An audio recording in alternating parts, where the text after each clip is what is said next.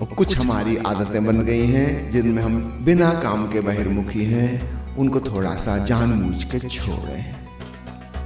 आप जरा अपनी निगरानी करेंगे आप किन किन चीज़ों में कितना समय लगा रहे हैं, ऐसी बहुत सी चीज़ें मिल जाएंगी जो बिल्कुल निरर्थक हैं, बस आदत बन गई है। किसी की आदत बन गई सुबह से अखबार फैला के बैठ जाता है पढ़ने। भाई आपको क्या करना? ईरान इजराइल वाले क्या कर रहे हैं, आपका इसमें क्या रोल है? आपने आज तक कितनी खबरें पढ़ ली, उसमें आपने क्या किया? जब आपका कोई रोल ही नहीं है, आप कुछ कर ही नहीं सकते, तो जानकारी भी क्यों हासिल कर रहे हैं फिजूल की? और आप हफ्ता 10 दिन नहीं देखोगे तो आपको इतना रस आने लगेगा कि वाह ये समय बच गया।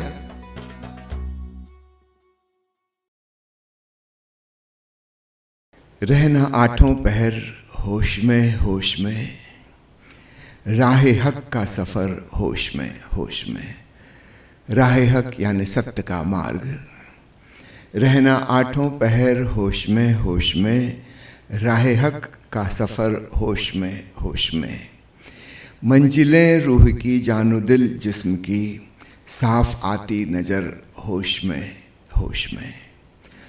चूकना भी इधर रब से है चूकना, यह है मुर्शिद का दर होश में होश में।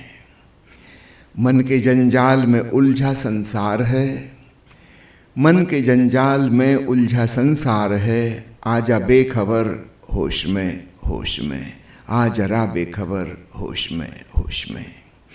दूसरा है कहाँ जिसमें देखो वही, दूसरा है कहाँ जिसमें देखो वही, रब ही आता नजर होश में होश में। छूट जाना यही सब है संसार में, क्या बनाता है घर होश में होश में। पाँव तेरे किधर राह तेरी किधर, पाँव तेरे किधर राह तेरी किधर, है कहाँ पर नज़र होश में होश में। जो भी दिखता यहाँ जो भी होता यहाँ, है उसी की लहर होश में होश में। है अना का कोई जिन्न तुझ में अभी, अना यानी अहंकार, अहंकार का भूत। है अना का कोई जिन्न तुझ में अभी, जो उठाता है सर होश में होश में। मंजिलें रूह की जानो दिल जिस्म की, साफ आती नजर होश में होश में। देखो आकारों में और निराकार में, देखो आकारों में और निराकार में, एक ही है लहर होश में होश में। आध्यात्मिक साधक की सारी यात्रा बस छोटी सी यात्रा है, होश की यात्रा। और होश हमारे पास जो है, केवल उसकी दिशा थोड़ी सी बदलनी है। कोई नई चीज़ हमें पैदा नहीं करनी है, होश हमारे पास पहले से है, लेकिन वह पूरा का पूरा बहिर्मुखी है। और उसकी वजह है बाहर हमेशा ही इमरजेंसी सिचुएशन है। अभी आप बीमार पड़े हैं, तुरंत इलाज चाहिए। अभी भूख लगी है, प्यास लगी है, तुरंत भोजन पानी चाहिए। तेज़ धूप पड़ रही है, गर्मी से बचने का इंतज़ाम चाहिए। हमेशा कुछ ना कुछ ऐसा हो रहा है बाहर कि हम धीरे धीरे धीरे पूरी तरह बहिर्मुखी हो जाते हैं। और फिर कभी जब फुर्सत का समय मिलता है तब हम बैठ के योजना बनाते हैं, तब भी हम बहिर्मुखी रहते हैं, या पिछली चीज़ों की याद करते रहते हैं। वो सारी चीज़ें भी बाहर की थीं। अपने लिए कोई समय ही नहीं रहता। तो जब संत कहते हैं होश में आओ बेहोशी त्यागो, उनका मतलब है थोड़ी देर के लिए कभी बहिर्मुखी से अंतर्मुखी हो जाओ। इतना तो संभव है, कितने ही हम व्यस्त हों, थोड़ा समय तो हम निकाल सकते हैं अंतर्मुखी होने के लिए। और तरकीब बड़ी आसान है। आप चुपचाप अपने कमरे में बैठे हो, अकेले कोई नहीं है, जरा ख्याल करो कि क्या आप होशपूर्ण हो सकते हो। किसी विशेष चीज के प्रति नहीं, क्योंकि विशेष चीज के प्रति होगे तो एकाग्रता हो जाएगी, कंसंट्रेशन, फिर वो मेडिटेशन नहीं होगा। बस यूं ही रिलैक्स वे में जो भी हो रहा है बाहर उसका एहसास हो रहा है। कोई आवाज़ आ रही है, चुपचाप सुन रहे हैं। फिर थोड़ी देर के लिए ख्याल करो कि मान लो मेरी कोई इंद्रियां ना होती, आँख कान तो हम बंद भी कर सकते हैं ईयर पैक लगा के, आँख की पट्टी बांध के, बाकी इंद्रियां भी ना होती तो मुझे क्या पता चलता? बाहर की दुनिया की जानकारी तो नहीं मिलती, लेकिन अपना तो पता चलता ही चलता। इस बात का थोड़ा गौर करना। समझो आप एक बिल्कुल अमावस की रात में घनघोर अंधेरे कमरे में बैठे हो, कुछ भी दिखाई नहीं दे रहा, साउंड प्रूफ कमरा है, कहीं से कोई आवाज नहीं आ रही। वो समझो आपकी जीभ पर और नाक पर और त्वचा पर कोई बेहोश करने वाली एनेस्थेटिक क्रीम लगा दी गई है, आपको कोई सेंसेशन नहीं हो रहा।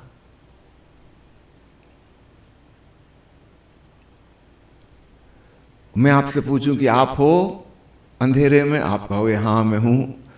मैं पूछूं हद हो गई, आपको पता कैसे चला कि आप हो? कि आप दिखाई पड़ रहे हो? आप हंसोगे, आप कहोगे हद हो गई, मुझे अपने आप को देखने की थोड़ी जरूरत। तो आपका होना इसका मतलब अतीन्द्रिय है। आपको देखने के लिए आपको स्वयं को आंख की जरूरत नहीं है, कान की जरूरत नहीं है, किसी इंद्रिय की जरूरत नहीं है। आप कैसे जानते हो कि आप हो? इसका मतलब आपकी चेतना में जानने की क्षमता ऑलरेडी है। बाहर की दुनिया को जानने के लिए हमें इंद्रियां चाहिए। अगर हमारी नाक खराब हो गई तो हमें फिर खुशबू बदबू कुछ पता नहीं चलेगा। बाहर की दुनिया की जानकारी के लिए हमको इंद्रियों की जरूरत है। स्वयं को जानने के लिए हमें किसी इंद्रिय की जरूरत नहीं। तो आप कभी कभार फुर्सत में जब बैठो तो कल्पना करना कि मान लो मेरी कोई इंद्रिय काम नहीं कर रही है। अब क्या बचा? कुछ स्मृतियां आएंगी अतीत की, उनसे कहना कि थोड़ी देर के लिए तुम भी आराम करो, मैं भी आराम कर रहा हूं, है ना। फिर बाद में देखेंगे, भविष्य की योजनाएं आने लगेंगी, ये करना है वो करना है। कहना कि 10 मिनट के लिए मुझे फुर्सत से छोड़ दो, क्योंकि ये सब बातें तो बाहर की थी, आंखें तो बंद है, मगर अभी फिर भी भीतर एक संसार चल रहा है। हम 10 मिनट को लिए उससे रिक्वेस्ट करें, एक प्रेम पूर्ण निवेदन, है ना, अपने मन से कोई दुश्मनी नहीं, प्रेम से निवेदन करें कि भाई 10 मिनट के लिए तुम भी आराम करो, थक गए होगे बहुत, काम करते करते दिन रात लगे रहते हो, जरा मुझे भी फुर्सत मनाने दो, हॉलीडे। सिर्फ स्वयं के होने का एहसास रह जाएगा बस, जिसकी कोई सीमा नहीं है, कोई आकार नहीं है, कोई लिमिट नहीं है, अनादि और अनंत आकाश जैसा विस्तार है और जिसमें ओंकार गूंज रहा है। बस इतना ही पता चलेगा, ये आपका होना है। और एक बार इसकी झलक थोड़ी मिल जाए, फिर हम बारंबार कभी भी कर सकते हैं। ना सही 10 मिनट के लिए, 1 मिनट के लिए सही, मौका मिल गया। और कहीं ना मिले, एक जगह मैं आपको बताता हूं, बहुत ही पवित्र स्थल है वह, उसको बोलते हैं शौचालय। आप ऑफिस में भी नौकरी करते हो, आप बाथरूम तो जा ही सकते हो, जाते ही हो, वहां 1 मिनट निकाल लिया बीच बीच में, दिन में 2-4 बार, किसी को पता भी नहीं चलेगा, कानों कान खबर नहीं होगी, वहां कोई डिस्टर्ब करने वाला नहीं है, चुपचाप अपने होने में मगन हो गए। और ऐसा रस आने लगता है कि शुरुआत में तो आप प्रयास करके किए, बाद में वह रस ही आपको खींचेगा कि फिर कब मौका मिल जाए अपने में डूबने का। और कुछ हमारी आदतें बन गई हैं जिनमें हम बिना काम के बहिर्मुखी हैं, उनको थोड़ा सा जानबूझ के छोड़ें। आप जरा अपनी निगरानी करेंगे, आप किन किन चीज़ों में कितना समय लगा रहे हैं, ऐसी बहुत सी चीज़ें मिल जाएंगी जो बिल्कुल निरर्थक हैं, लेकिन बस आदत बन गई है। किसी की आदत बन गई सुबह से अखबार फैला के बैठ जाता है पढ़ने। भाई आपको क्या करना? ईरान इजराइल वाले क्या कर रहे हैं, आपका इसमें क्या रोल है? आपने आज तक इतनी खबरें पढ़ ली, उसमें आपने क्या किया? जब आपका कोई रोल ही नहीं है, आप कुछ कर ही नहीं सकते, तो जानकारी भी क्यों हासिल कर रहे हैं फिजूल के? टीवी न्यूज क्यों देख रहे हो? और आप हफ्ता 10 दिन नहीं देखोगे तो आपको इतना रस आने लगेगा कि वाह, ये समय बच गया। कितने सीरियल देख चुके, उससे आपको कुछ लाभ हुआ? हाँ, अगर आपको नए सीरियल की कहानी लिखनी है तो जरूर देखते रहना, पर ऐसा तो आपको करना नहीं है, तो क्यों फालतू समय बर्बाद कर रहे हैं? मैंने 40 साल से अखबार नहीं पढ़ा, 40 साल से टीवी नहीं देखी, मेरे घर में टीवी ही नहीं है। मोबाइल का जितना उपयोग मुझे करना रहता है वो करीब करीब 24 घंटे में 24 मिनट में मेरा काम चल जाता है। 12-12 मिनट के लिए 2 बार खोल कर देखता हूँ। किसी का कोई मैसेज आया तो उसके मैसेज का रिप्लाई कर दिया, फ़ोन में सुनता नहीं हूँ। सबको पता है तो लोग मुझे मैसेज भेजते हैं। समय बच गया, बहुत समय बच गया।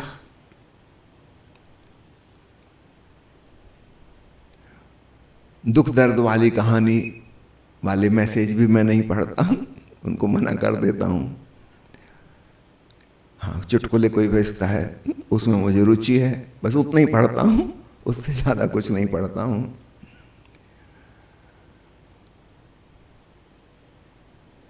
खूब समय है, कौन कहता है कि समय की कमी है?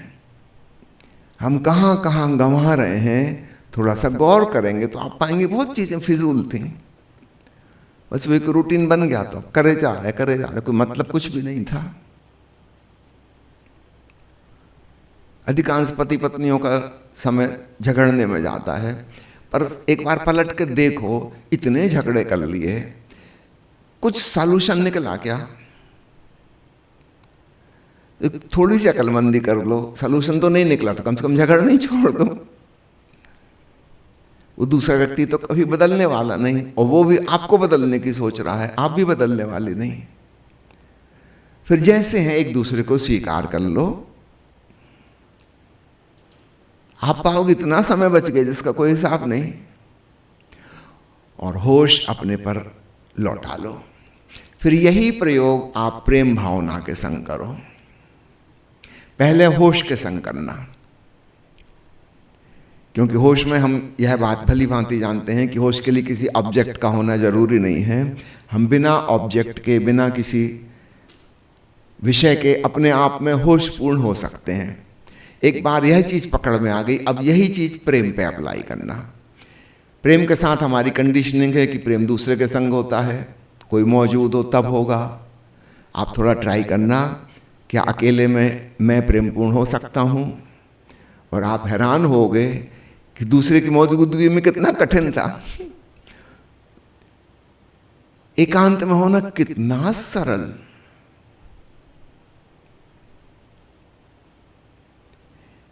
किसी के प्रति नहीं, बस आपका होना प्रेमपूर्ण। और एक बार उसका आनंद आने लगा, फिर आप आश्चर्यचकित हो गए कि मैं फिजूल ही दूसरे से उम्मीद लगाया था कि दूसरा मुझे प्रेम करे, भिखमंगे की तरह। कल रात को अंत्याक्षरी में गाना गा रहे थे ना, दे दे प्यार दे, प्यार दे, प्यार दे दे, मुझे प्यार दे। वो भिखमंगे की तरह पीछे पड़े हैं। आपको कोई जरूरत ही नहीं, न किसी से लेने की जरूरत है, न किसी को देने की जरूरत है। वो भाव भी छूट जाएगा कि मैं किसी को प्रेम करूं। आपका होना प्रेमल हो जाएगा। एक नई ही आयाम, एक नई डायमेंशन में प्रवेश कर गए आप। हाँ, कोई आपके पास संवेदनशील लोग होंगे, उनको महसूस होगा कि आप प्रेमपूर्ण हो, लेकिन एक्चुअली आप अपनी तरफ से उस व्यक्ति के लिए कोई विशेष भावना नहीं रख रहे। जैसे कोई फूल खिला है तो उसकी सुगंध फैल रही है, कोई पास से गुजरेगा तो सुगंध का मजा लेगा, लेकिन ये फूल इस व्यक्ति के लिए नहीं खिला था। उसकी खिलावट में सुगंध का गुण है। आप ऐसे हो जाओगे। वो जो लेने देने वाली बात थी प्रेम की, वो समाप्त हो जाएगी। तो पहले होश पे ट्राई करना, क्योंकि प्रेम के साथ हमारा संस्कार कंडीशनिंग है कि किसी के साथ, तो उसमें आपको थोड़ा मुश्किल है। पहले होश के साथ करना, इसमें सफलता मिल जाएगी, फिर आप प्रेम के संग करना। ये दो ही महत्वपूर्ण चीजें हैं, सद्भावना और चेतना। और ये दोनों चीजें हम अपने एकांत में इनमें डूब सकते हैं। कहीं से पैदा भी नहीं करनी, वो ऑलरेडी हमारे भीतर है। हमने कभी ख्याल ही नहीं किया था,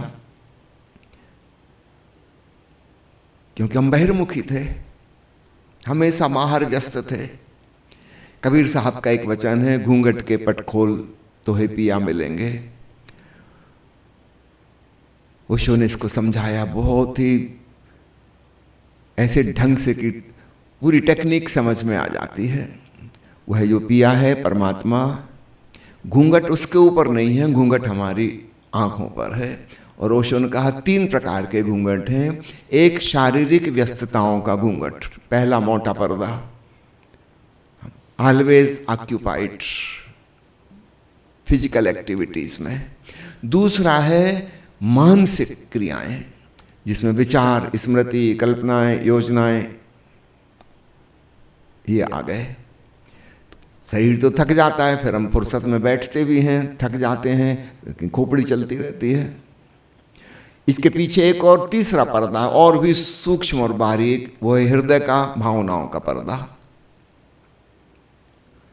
विचार भी नहीं है, कुछ नहीं है, तो भावनाएं हैं, उनका ऊहापोह चलता रहता है। झोंके की तरह कोई भावना आती है, हम उसमें पूरी तरह लिप्त हो जाते हैं, फिर अचानक वो भावना गायब हो जाती है, हवा का झोंका गया, फिर दूसरा झोंका आ गया। ये 3 प्रकार के घूंघट हैं, फिजिकल, मेंटल और इमोशनल। ऑक्यूपाइड व्यस्त, और जहां इन व्यस्तताओं से थोड़ी सी छुट्टी मिली कि हम गहरी नींद में गए।